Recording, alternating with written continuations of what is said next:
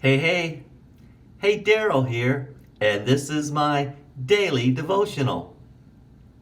Is there anything so minuscule in our life that we ought to make a decision on and we not consult the Lord?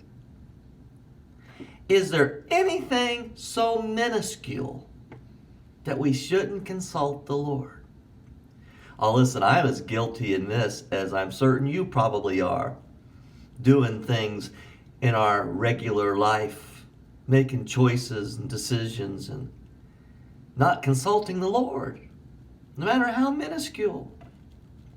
Well, Israel gets themselves in trouble here because they make a choice, they make a decision, and they don't consult the Lord. And so they end up having to pay a price because they didn't consult the Lord. I'm going to read here in Joshua chapter 9 at verse 14.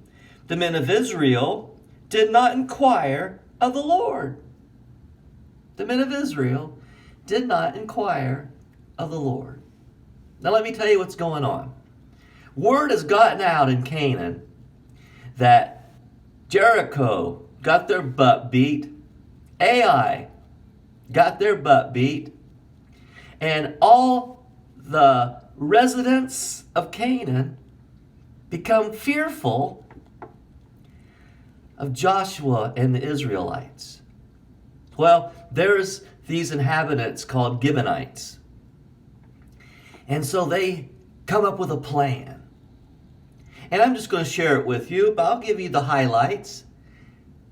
They said, let's put on our oldest clothes, our most tattered shoes. We'll get our worst cracked old wine sacks. We'll get moldy old crusty bread. And we'll make an appearance as if we have traveled a long way so that we can come and make a treaty with Israel so they won't conquer us and destroy us. And so that's exactly what they did. Dressed in their oldest, worst clothes, wearing their oldest, worst shoes, carrying old, cracked wine sacks, carrying old, crusty, moldy bread, and they show up and they talk to the Israelites. And they said, we have traveled so far. I'm reading in Joshua chapter 9 at verse 8. We are your servants, they said to Joshua. But Joshua said, who are you and where are you from? They answered, your servants have come from a very long distance because of the fame of the Lord. For we have heard reports of him, all he did in Egypt and all that he's done, the two kings of the Amorites east of the Jordan. And our elders and all those living in our country said to us, take provisions for your journey, go and meet them and say to them, we are your servants, make a treaty with us. This bread of ours was warm when we packed it, but you see now it's dry and moldy.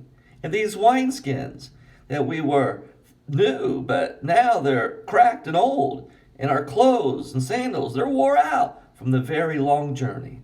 The men of Israel sampled the provisions, here we go, but did not inquire of the Lord. And Joshua made a treaty of peace with them to let them live, and the leaders of the assembly ratified it by oath.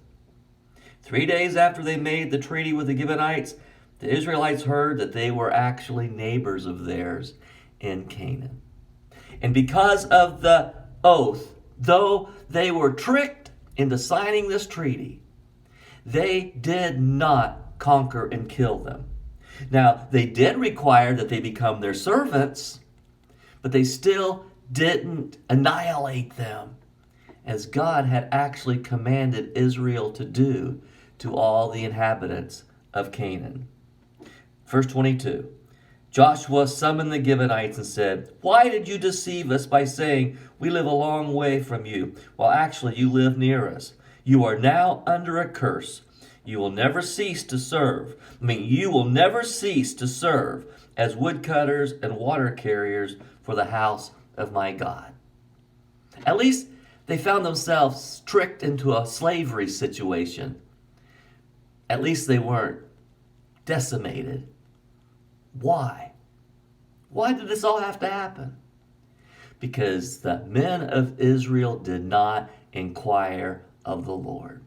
Folks, there is nothing so minuscule in our life that God doesn't care about and want us to inquire of him. If they'd have inquired of the Lord would have said, they're kidding you.